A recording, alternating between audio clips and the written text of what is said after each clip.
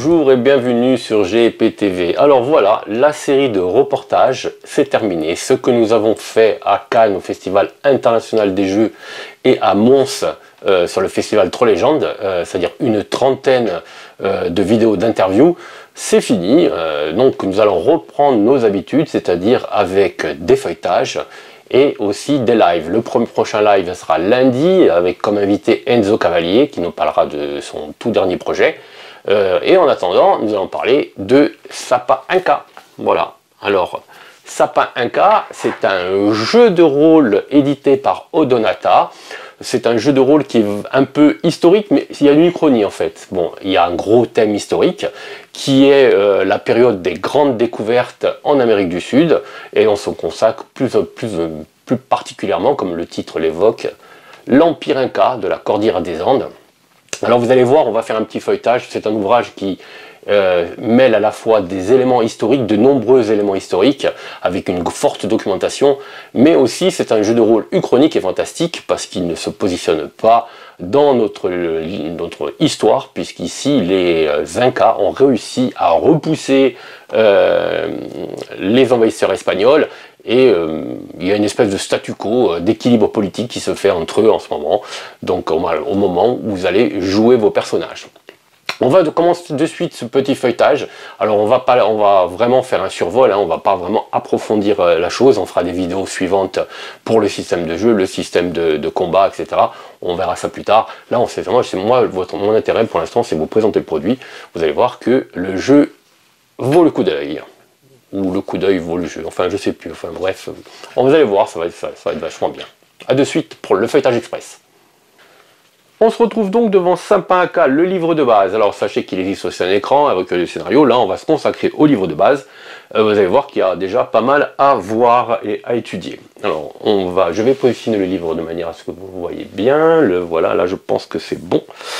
Alors, pour moi déjà la couverture j'adore, j'adore, c'est très aventureux, c'est au sein de la forêt amazonienne, derrière vous voyez dépasser un peu la cordillère des Andes, la police c'est superbe, enfin bref pour l'instant j'adhère. À l'intérieur une carte qu'on retrouve un peu plus loin, vous allez voir ici, vous avez la cordillère des Andes avec ce qu'on appelle les 4 régions, il y a le détail arrive plus loin.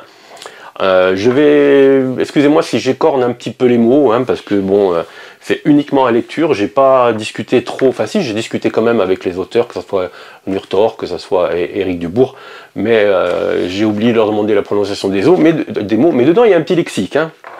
Vous allez voir qu'il y a un petit lexique sur le quechua. Voilà, là vous avez le projet, la préface, les polices, alors j'espère que vous voyez bien à l'écran, ils ont choisi de la couleur, mais c'est très pastel en fait. Moi j'aime bien. Je trouve ça assez sympa, même si quand vous êtes dans votre lit avec une petite lumière, quelquefois c'est pas toujours facile à lire, surtout que les polices sont pas très grosses. Ça commence par une nouvelle. Alors cette nouvelle, ça vous met dans la peau d'un sage. Alors Mayuka, c'est un sage qui va de village en village et qui raconte un petit peu les derniers faits de l'Empire Inca, mais aussi l'histoire un petit peu à des enfants. Voilà, donc vous, en tant que vous découvrez le jeu, donc en même temps vous êtes un enfant, voilà, donc vous en apprenez pas mal sur ce qui s'est passé auparavant, etc. Alors c'est présenté sur une forme très romanesque, hein, on est dans la littérature, mais plus loin vous allez voir qu'il y a du détail plus encyclopédique. Voilà, avec des petites touches. Alors les auteurs, moi quand j'ai lu le bouquin, je me suis vraiment attardé sur le sujet. Les auteurs se sont vraiment focalisés sur le fait historique et démontrer que c'est vrai qu'on a tendance, ceux qui ne sont pas experts en la matière, à mélanger un petit peu les Incas, les Mayas, les Aztèques. Ils ont vraiment la différence, ils vont vraiment marquer l'Empire Inca. Ce n'est pas du tout comme les autres civilisations précolombiennes de l'Amérique centrale, c'est vraiment particulier. Alors vous voyez déjà une petite scène où vous voyez qu'il y a quand même une petite animosité, même si la paix règne, une paix fragile, entre les Incas et les Espagnols. Vous voyez que ici, oui, alors là vous avez déjà un petit indice, des petits indices sur les animaux totems de cette civilisation qui cultivait à la fois le culte des ancêtres et qui avait aussi une tendance animiste. Voilà. Alors, bienvenue dans Sapin Inca. Qu'est-ce qu'on joue dans Sapin Inca? Alors, les personnages vont jouer des êtres hors du commun qui sont chargés, des Amachaks, qui sont chargés de protéger l'Empire. Voilà. Alors, l'ordre des Amachak, on vous explique comment fait le recrutement, l'organisation. Voilà, vous êtes un petit peu les gardiens du temple de l'Empire Inca. La formation, les relations, la rôle et les missions. Alors vous allez voir, au fur et à mesure que vous allez découvrir le livre, c'est un univers très aventureux. Alors il y a pléthore de possibilités de scénarios, qui va de la simple escorte d'une momie, il y a un scénario qui ouvre le bal avec ça, d'une momie, parce que les momies c'est particulier, donc on escorte les momies comme si c'était des êtres vivants. Vous avez aussi de l'espionnage, enfin plein de choses à faire. Le pays Inca. Alors là, on commence l'histoire. Alors là, c'est la partie encyclopédique. C'est la moitié du bouquin, hein, vous allez voir. Donc le pays Inca, l'histoire, le mythe et les origines. Les premiers rois. Alors là, on est à la fois dans la légende, évidemment, puisqu'on remonte très très loin, dans la légende et la mythologie Inca, et dans l'histoire. Les réformes de Pachakuchek, les nouvelles conquêtes face aux Espagnols. Là, il y a des digressions, évidemment, des divergences par rapport à l'historique, évidemment, puisque vous avez compris que les Espagnols n'avaient pas vraiment mis sous leur autorité l'Empire Inca. Au contraire, ils ont signé une paix en se contentant de 2 enclaves qui sont au bord de l'eau. On va voir ça plus loin. La géographie, la météorologie, donc là on est vraiment dans la définition géographique. La géopolitique, ça vient plus loin. Les côtes, les îles, la Selva, la Formelienne, l'Altiplano. Voilà, là vous voyez que la carte c'est la même que là. Alors vous avez les 4 régions. Alors je vais essayer, c'est le Tahuan Tintsuyu. Alors je ne sais pas si Nourtor me voit ou Eric, enfin et les autres auteurs. J'espère que je ne suis pas trop nul. Voilà. Et là vous avez les détails des 4 régions. Alors ça veut dire les 4 régions en gros, hein, ce langage. Et là vous avez des zooms sur les régions les plus importants. Voilà. L'Empire, moi je ne le redis pas, parce que je considère que je l'ai déjà dit une fois, ça suffit. Les Ouamani. Alors tout ça c'est... Maintenant on est dans la géopolitique, on a la construction politique de l'Empire Inca. Les Ouamani c'est la noblesse en fait, avec les différents centres administratifs, le réseau routier, les routes principales. Cusco et la vallée sacrée. Alors Cusco c'est un petit peu la cité sainte de l'Empire Inca. Donc vous avez plus de détails évidemment sur la cité. Là vous avez les régions. Voilà, le détail des régions. Le Chinchesuyú. Je sais pas si on dit ou le U, on dit U ou je sais pas. L'Antitsuyu, le Kola-Suyu, le Sntisuyu. Alors vous voyez, il y a dessous Est, Ouest. Les espaces, bon, le inconnu mystérieux, un peu la terra incognita du jeu. Les territoires espagnols, 2 enclaves, une au nord, une au sud, les détails, une qui est beaucoup plus en amabilité avec les Incas et l'autre qui est un peu plus réticente, voilà, qui sont dirigés par 2 personnages que les amateurs d'histoire, parce qu'ils ont récupéré les vrais noms, hein, Pizarro, tout ça, donc vous avez la possibilité de redécouvrir un petit peu, alors à la manière des auteurs, l'histoire de ces personnages, les comptoirs, la culture, l'Empire Inca. Là vous allez rentrer dans la culture. Alors là c'est vraiment très très bien documenté. L'organisation sociale, le sapin Inca, hein, c'est le chef à la fois religieux et à la fois exécutif et politique, et exécutif et législatif de l'Empire. Voilà. L'armée, bah, les classes dominantes, alors c'est très très très hiérarchisé évidemment, hein.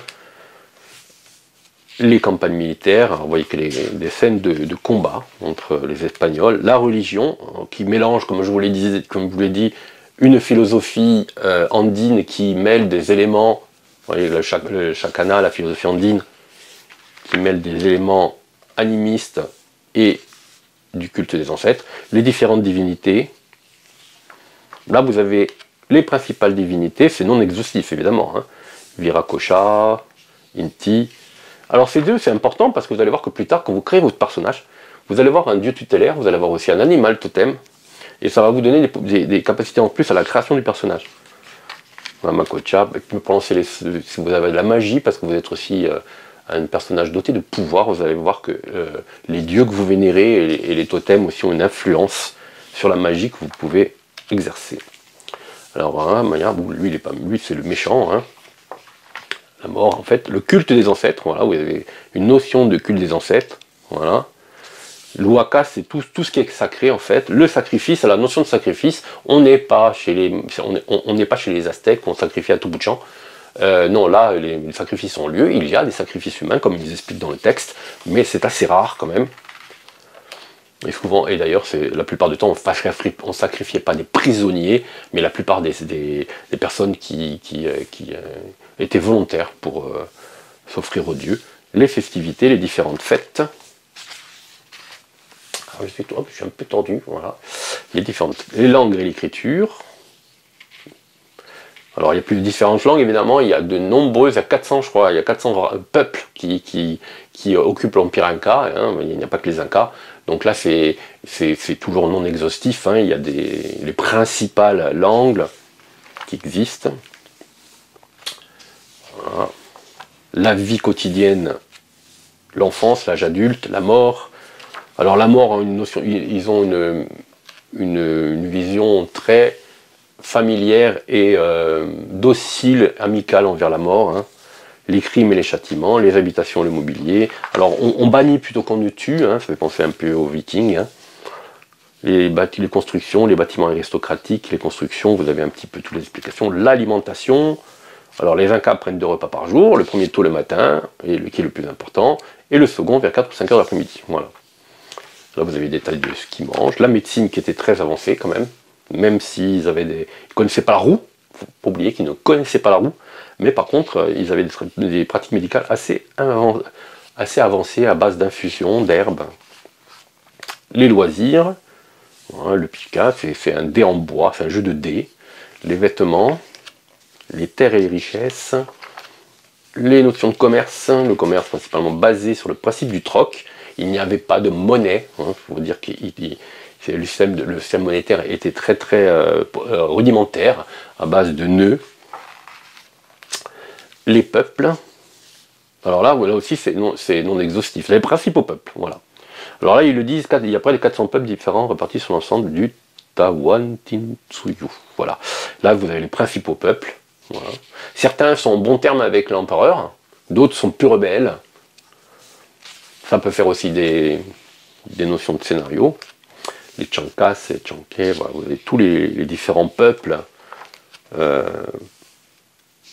exemple, vous prenez les Chinchas sont les alliés fidèles des Incas dans leur opposition face aux Espagnols. D'autres sont plus réticents. Les Espagnols, deux tendances, une tendance qui vise à établir un rapport amical avec les Incas, et un autre qui est beaucoup plus partagé. Le souverain, la femme occidentale, les divisions sociales, et évidemment là vous pouvez faire fi des préjugés de l'époque et jouer comme si vous étiez au XXIe siècle, ou vous pouvez, c'est à vous de voir, glisser les préjugés machistes de l'époque. Bon, évidemment les joueurs qui voulaient interpréter des femmes ont plus de difficultés. Les armées, la religion, les hommes d'église, les possessions, vous avez tous les trucs pour les Espagnols. Voilà, alors là aussi il y a une présence spirituelle très forte, hein, puisque ils manipulent la magie, les Incas. Là aussi vous êtes dans un système très dévot en fait. Les arts, la musique, la danse, la vie quotidienne, la médecine, des Espagnols, là on est, hein, les loisirs, les vêtements, le commerce, la conception d'un héros. C'est assez simple. Vous allez voir que le système est très simple, la création de héros était simple. Elle se fait par étapes. Donc vous allez choisir un peuple. Vous voyez qu'ici on vous donne le choix entre 3, 6, 9, 12 peuples. Ça vous donne des bonus. Alors on va voir à quoi ça correspond. Hein. Certains c'est des caractéristiques, d'autres c'est des compétences et des malus. Voilà. Ça c'est le nombre de... Vous allez lancer des D8, mais c'est des... Alors moi je vous conseille après d'acheter vraiment les dés dédiés au jeu, parce qu'on peut utiliser des D8 avec des conversions, mais c'est un peu prise de tête, faut avouer, parce que la réussite c'est 4, bon bref, c'est un peu particulier. Donc là vous avez le nombre de D8 en bonus et en malus, quand vous utilisez les compétences, ça c'est bien. Les langages, les différentes langues, l'Inca évidemment parle le quechua, l'espagnol parle l'espagnol et le latin. L'esprit animal, alors vous allez choisir un animal tutélaire. Alors, 14 animaux, le chien, le colibri géant, le condor, le dauphin rose, le lama, le puma, la vipère pour les animaux tutélaires, alors que l'aigle, l'anaconda, le camion noir, le chat des Andes, l'ours à lunettes, le singe écureuil et la bisache, d'autres animaux seront proposés plus tard. Voilà. Donc vous allez quand vous choisissez un animal, ça va vous donner des bonus en fait. à la création du personnage. Alors les capacités animistes de l'animal déjà, voilà. Le pouvoir relatif des animaux sont présentés plus loin, hein, dans la magie. Hein. Vous allez voir que chaque animal va pouvoir vous donner accès à certains sorts. Voilà, en gros, hein, je résume. Les divinités, c'est pareil. Chaque divinité que vous allez choisir, la divinité que vous allez choisir, après, va vous donner accès à certains sorts. Les caractéristiques. Alors, il y a 4 caractéristiques. Vipère, condor, dauphin, puma. Ils ont disons, donné un côté exotif et typique à ce qui n'est plus ou moins que la vipère, c'est l'intellect, le puma, c'est le cœur, le condor, c'est le sens, et le dauphin, c'est l'agilité. Voilà. Vous allez prendre des points, et vous allez répartir 8 points sur ces caractéristiques. Voilà. Par exemple, et ils vous donnent des exemples. Si vous voulez un savant, un prêtre, ils vous disent à peu près, vous voulez équilibrer, vous mettez 2 partout. Hein. Bon, ils l'ont mis, ça paraît évident. Si vous voulez par exemple un savant ou un prêtre, il vous conseille 3 en vipère, 1 en puma, 3 en condor, 3 en dauphin. Si vous voulez quelqu'un qui va se battre, vous allez préférer ça, voilà, combattant. Ça va être le nombre de D8 que vous allez lancer, donc c'est important. Les compétences, chaque caractéristique, il y a des compétences qui dépendent. Le vipère, la puma, le condor et le dauphin. En vipère, vous avez la culture, l'échange, l'enquête, l'arboristerie, l'herbage. Puma, vous avez animal, autorité, combat rapproché, prouesse affinée. Vous voyez que il n'y en a pas énormément, hein. Il n'y a que 20 compétences, c'est tout. Voilà. Vous allez choisir une carrière. Alors, les carrières, il y en a différentes, hein, qui vont vous donner des trucs. Alors, si vous choisissez par exemple un artisan, amélioration destinée, vous allez avoir plus 1 en vipère ou en dauphin, c'est vous qui choisissez. Vous allez plus avoir en art et en manufacture, vous voyez que art et manufacture, vous l'avez ici en condor, plus en langage et plus en échange. Voilà. Si vous prenez, alors on va passer un petit peu, on va essayer d'aller, un guerrier par exemple, vous avez plus 1 en puma ou en dauphin, plus 1 en combat rapproché et plus 1 en combat à distance, plus 1 en prouesse et plus 1 en autorité. Vous voyez que c'est super simple. La création du personnage est vraiment très très simple. Si vous prenez l'espagnol, vous avez le conquistador, l'hidalgo, l'inquisiteur, le missionnaire. Vous avez un grand choix. Là, n'oublions pas le sorcier aussi, hein, parce qu'on peut lancer de la magie, donc le sorcier a accès à des sorts. Un espagnol en tant qu'amachak. Alors, il y a des espagnols qui peuvent devenir des amachaks. Oui, oui, oui. Alors voilà, vous avez un espagnol amachak, c'est-à-dire que il est choisi par la divinité pour pouvoir devenir un amachak malgré qu'il soit espagnol. Les améliorations communes à chacun, voilà, là vous avez des points et vous allez pouvoir répartir comme vous voulez. Ça va vous donner des points et les coûts sont ici en fonction de ce que vous voulez augmenter. Voilà, les trains de personnalité, les trains généraux, voilà, les trains désavantageux. Alors c'est des points de personnalisation de la création, vous pouvez tirer un D8, un trait.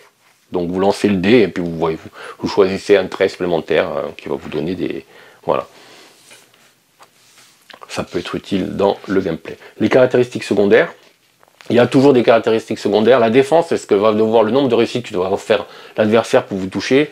Donc c'est basé sur le dauphin et le puma. Voilà. Le sort de défense est égal à dauphin plus puma que divise 2, arrondi à l'inférieur. Vous voyez que c'est pas compliqué. La méditation, la concentration, la maîtrise de soi. Voilà, c'est pour les points d'harmonie. Les points d'harmonie, c'est pour lancer des sorts. La rapidité, c'est pour l'initiative. Et la vigilance, évidemment, c'est pour tout ce qui est à l'observation et la surveillance. Des jauges de points d'harmonie, qui vont vous faire mesure de lancer des sorts, vous allez perdre des points d'harmonie. Et des jauges d'essence, qui sont en fait les points de vie. Plus vous êtes touché, plus vous allez perdre des points d'essence. Voilà. Votre personnage, il est fini. Et là, vous avez 5 pré-tirés, avec des jauges d'illustration. Imaxumak, Panaka, c'est une aristocrate. Alors vous avez un petit peu à quoi ça correspond. Vous voyez qu'une aristocrate aura ici 2 en vipère. C'est un personnage équilibré, sauf qu'elle a mis des bonus ici en condor. Voilà. Vous avez Guaricourt, Finchi, un guerrier. Enfin, Finchi, ça veut dire guerrier. Chuntaja, une érudite. Molotoulou, un messager. Dina Oklo, un chaman.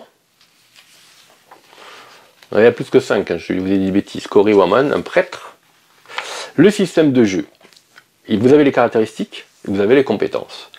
Voilà.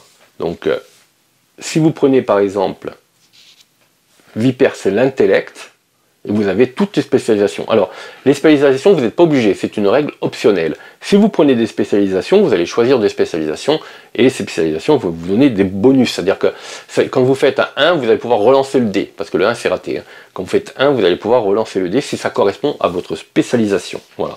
Ça, c'est pas obligatoire, hein, vous n'êtes pas obligé de mettre dans le jeu, mais bon, c'est fortement conseillé, ça ramène un petit peu ça spécifie, enfin, ça personnalise encore plus votre personnage. Voilà, c'est ce que je voulais dire. Voilà. Donc, par exemple, si vous prenez Viper, spécialisation Ancash, Apoyachim ou espagnol, échange, ça c'est la culture. Hein. Échange, j'ai du mal à lire, hein. C'est vraiment petit, hein, je vous le dis. Voilà. Enquête est la capacité du personnage d'effectuer des recherches ou obtenir des renseignements sur des personnes ou des organismes à partir d'indices ou de preuves déjà collectées en interrogeant des personnes, constituant un tout cohérent. Les spécialisations, c'est fouille, interrogatoire, recherche et attentive. Voilà. Ça, c'est les compétences qui dépendent de l'intellect, de la vipère, et vous avez aussi la liste des spécialisations qui sont dessous. Puma cœur, vous avez ici les différentes compétences du puma, les spécialisations de l'animal, les spécialisations d'autorité, combat rapproché, vous avez les différentes armes de corps à corps, vous pouvez vous spécialiser dans une arme. Voilà. Condor sens. Résolution des actions. Alors vous voyez qu'ici vous avez un exemple des dés customisés, qui c'est beaucoup mieux, parce que alors je vais vous lire ça, parce que bon, c'est assez... c'est pas compliqué en fait, hein. C'est vous allez lancer un certain nombre de dés en fonction de l'action, qui dépendent de la caractéristique et de la compétence. Donc faites le total de vos dés. Vous lancez tous ces dés 8, chaque dé, alors on va lire, chaque dé qui fait 4, voilà. Pardon, la réussite se paye avec un 3, ça s'appelle le chakana. Alors le chakana, c'est une croix, voilà, qui est ici, vous la voyez ici. Voilà. Un 4, c'est une réussite aussi, voilà. Et un 7. Donc c'est le 4, le 3, le 4 et le 7 qui sont des réussites. De plus, le 4, il est explosif, c'est pour ça que je parlais du 4, c'est-à-dire quand vous faites un 4, vous relancez. Voilà, c'est une réussite supplémentaire. Si un autre 4 est obtenu, vous avez une réussite supplémentaire. Voilà. Vous avez donc ça, jusque-là ça va, vous comprenez, et vous avez un nombre de réussites à atteindre. Voilà.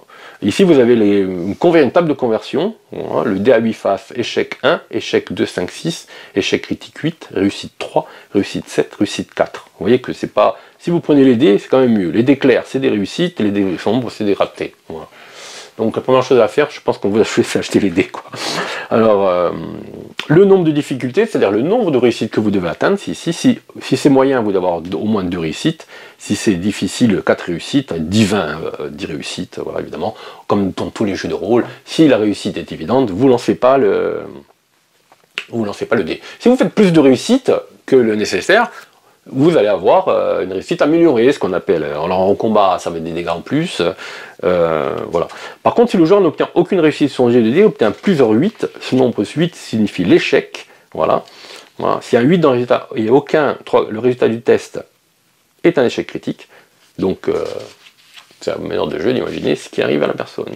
Vous avez les actions simples, les actions associées, c'est-à-dire évidemment comme tous les jeux de rôle, on peut se réunir pour réussir une action. Une action tendue, vous lancez les dés pour avoir un certain nombre de réussites et vous avez du temps pour le faire. Les points d'anti et l'œil mystique. Alors, c'est pour les incantations ça. Donc vous avez les points d'anti collectifs, c'est-à-dire que vous allez, chaque joueur va avoir 2 points d'anti que vous allez pouvoir mettre au milieu de la table et avec l'accord des autres joueurs, vous allez pouvoir les utiliser. Voilà. Il faut savoir que le 4 sur le jet de D8, c'est que les personnages qui peuvent l'avoir. Le personnage hors du commun ne peut pas l'avoir. Par contre, un avatar, il va aussi exploser sur les 8. Parce que on considère que les 8, l'avatar est plus fort, donc il y aura plus de possibilités de réussite. Un amachak peut devenir un avatar pendant quelques temps. Hein. Voilà. Alors, comment utiliser les points d'anti? Si vous dépensez un point d'anti, tu peux relancer un seul dé. Si tu utilises 2 points d'anti, tu peux décider de relancer tout le jet de dés. Voilà. Donc ça, c'est pour les relances. Voilà. Il faut voir que quand le nombre de points d'anti tombe à 0, ça veut dire que les dieux n'entendent plus les demandes et les prières des amachaks. Voilà. Les points d'œil mystique, c'est un autre système. L'œil mystique est une jauge qui matérialise le rapport personnage avec son 2. Voilà. Cette jauge monte si le personnage agit en respectant le dieu, descend s'il offense. Les points d'œil mystiques permettent au personnage d'atteindre momentanément l'état d'avatar. Comme je vous disais, quand vous avez un certain nombre de points d'avatar, la Machak peut devenir un avatar. Je ne sais plus combien c'est, je crois que c'était 8 ou 10. Enfin bref. Encore les dieux, voilà, vous avez les prières journalières, ça c'est comment vous rapporter des points d'avatar et comment en perdre. Voilà, devenir temporairement un avatar, c'est expliqué ici. C'est 10, pas 8, 10. Voilà. La corruption, alors là il y a le pouvoir, vous allez pouvoir, il y a un élément de corruption qui est introduit dans le jeu, donc il y a des limites à l'utilisation de la magie. Au bout d'un moment, vous pouvez avoir des traces de corruption. Voilà. Notamment quand la jauge d'œil mystique devient négative. Le combat, l'initiative. Alors le combat c'est très traditionnel, vous voyez l'initiative en fonction de la rapidité. Voilà. Vous comptez le nombre de réussites et c'est les personnages qui sont le plus rapides. Les actions, alors vous faites qu'une action par round. Voilà, c'est 10 secondes, une action par round. Alors vous avez attaque, rechargement, déplacement ou fuite, lancement d'une capacité animiste ou d'un pouvoir divin. Voilà. Après vous avez évidemment toutes les actions gratuites hein, qui sont faisables. Hein. Ici vous avez la liste des actions, et les actions offensives, la définition, la surprise, voilà, règle de surprise, porter un coup.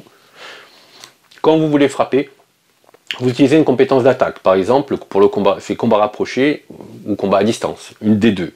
En fonction du combat que vous utilisez, vous lancez Puma plus combat rapproché, vous lancez le nombre de dés. Voilà, et puis, en cas de succès, le personnage a tous ses cibles. Alors, le succès est mesuré contre la défense de l'adversaire. Si vous réussissez à faire un nombre de réussites pour atteindre ou dépasser la défense de l'adversaire, vous touchez. En cas de succès, le personnage a touché sa cible et les dégâts de l'âme sont alors appliqués. On retranche à ces dégâts l'armure éventuelle.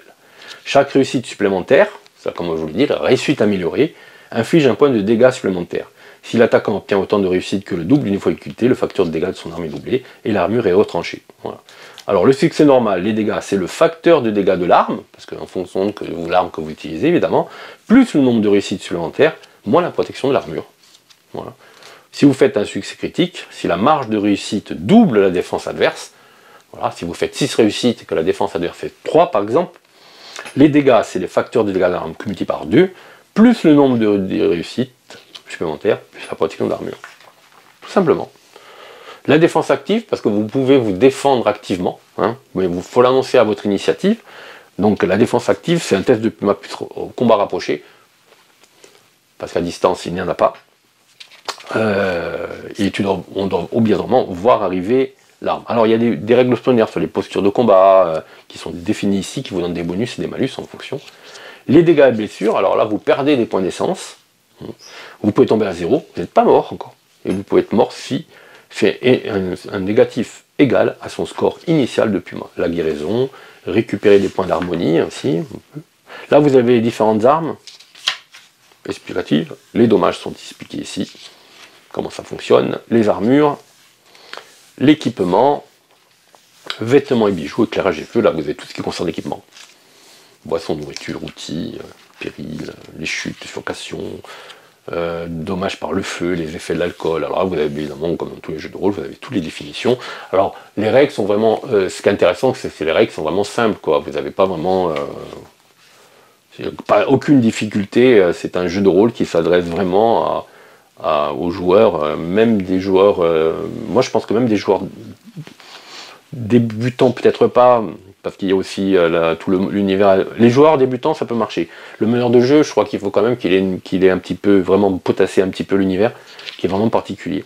Les traditions ésotériques, alors là, on aborde la magie, comment ça fonctionne. Alors, pour lancer un sort, c'est une action, hein, c'est aussi simple que ça. Voilà, et vous devez dépenser des points d'harmonie. Alors, les sorts sont définis en points d'harmonie. Alors quand vous créez un personnage, vous allez avoir des sorts. Par exemple, si vous avez choisi comme le chien orchidée comme totem, vous allez avoir un sort naissant que vous avez choisi parmi les 2 sorts naissants. Voilà. Vous avez pareil charisme canin, c'est un point d'harmonie qui dure 1 heure. Voilà. Vous dépensez. Il n'y a pas, vous ne lancez pas de dés quand vous lancez un sort. Ça fonctionne automatiquement. Il peut avoir par contre une résistance qui va tester de la cible en fait. Voilà. Donc en fonction de l'animal tutélaire, vous avez des sorts. Vous voyez que c'est particulier, chaque animal tutélaire a son sort. Ces sorts, pardon, naissant, maturés, affirmés, qui sont évidemment de plus en plus puissants, et qui coûtent de plus en plus cher en points d'harmonie. Voilà, le dauphin rose, le lama, le puma, la vipère. Vous avez les autres animaux, l'aigle, l'anaconda, que vous pouvez choisir aussi, hein, le caïman noir, le chat des Andes, l'ours à lunettes, le singe écureuil, la viscache. Évidemment, tous ces sorts ont un petit lien avec l'animal. Hein, je veux dire, par exemple, si je reviens un petit peu en arrière, si vous prenez la viscache, c'est un petit animal comme ça, bain de sable, ça coûte 1 point d'harmonie. Comme la viscache pratiquant des bains de sable pour éliminer les parasites et dégraisser sa fourrure, le personnage asperge de sable ses compagnons, un nombre de personnes égal au score de vipère. Vous pouvez éliminer l'odeur et passer inaperçu. Si requis, un bonus de 2d8 en furtivité peut être donné. S'il reste immobile, il peut se fondre dans le paysage. Un sort de camouflage. Les différentes divinités, ça fonctionne pareil. Vous avez une divinité tutélaire, et chaque divinité tutélaire, en fonction de ce que vous vénérez, va vous donner des sorts. 1 point d'harmonie, 2 points d'harmonie, 3 points d'harmonie. Et si vous êtes sous forme d'avatar, ça coûte cher, mais c'est puissant. Les petits Limlapa, Mamakila, Pachamama, Mamakocha. Vous avez un paquet hein, aussi. Hein, vous voyez que bon, le joueur, il faut quand même qu'il potasse un petit peu. Alors vous pouvez utiliser évidemment les archétypes hein, pour débuter, hein, mais sinon il y a vraiment énormément de choix pour créer le personnage, un personnage vraiment que vous avez envie d'interpréter. Super, parce que tous les sorts sont différents en fonction des dieux que vous vénérez. Les pouvoirs génériques. Alors, ces pouvoirs que vous pouvez utiliser, c'est des pouvoirs génériques que tout le monde peut avoir. Enfin, façon de parler, des amachaks. Hein. Voilà. Les rituels, alors là, c'est des capacités animistes et des pouvoirs divins. Alors, c'est une mise à l'épreuve, c'est-à-dire que c'est pas un sort qui marche de suite, c'est un rituel pour en fonction de différentes, en fonction de ce que vous voulez obtenir. Ici, vous avez la liste des rituels. On peut se transformer, métamorphoser, bon, plein de choses. Voilà. Ça coûte relativement cher, mais ça fonctionne. Les sortilèges maléfiques, bon, évidemment. Vous pouvez toujours avoir des sortilèges, les sortilèges des maléfiques si vous désirez interpréter un personnage. C'est pas vraiment le but du jeu, hein, mais par contre, vous pouvez tomber sur des PNJ qui manipulent ces sorts. Les secrets, c'est sur les mystères et les dangers. Voilà, la création des Lamachak, on en sait beaucoup. Alors, là, je pense que le plus intéressant, c'est que ça soit le meilleur de jeu qui est ça seulement. Hein. Avec les lignées, le culte des Nazca, le lien divin, les manigances des Espagnols. Vous voyez, si vous jouez des Amachak, peut-être que c'est pas nécessaire, Amachak 1K, c'est pas nécessaire que les joueurs lisent ça. Ça peut servir dans des différents scénarios. Voilà. C'est pas gravissime, mais c'est vaut mieux. Le bestiaire, là vous avez le bestiaire, alors vous voyez que les bestiaires sont simples. Hein. Vous avez les caractéristiques, le score de défense, de rapidité, de vigilance, les traits, plutôt, les compétences, voilà. Furtivité, prouesse. Et spécial, ici il y a un truc spécial, voilà. Les créatures surnaturelles sont ici. Vous avez un Machu Kuna, une espèce de zombie. Alors là, vous avez des monstres très originaux et d'autres qui sont un petit peu plus communs, on dira. Les morts vivants, alors, tonnes de morts vivants divers.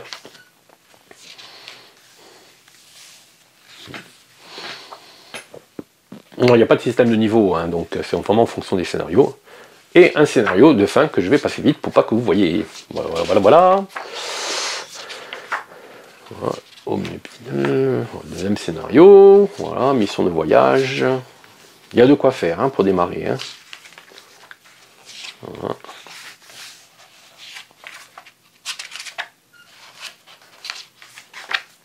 Plus arc-en-ciel.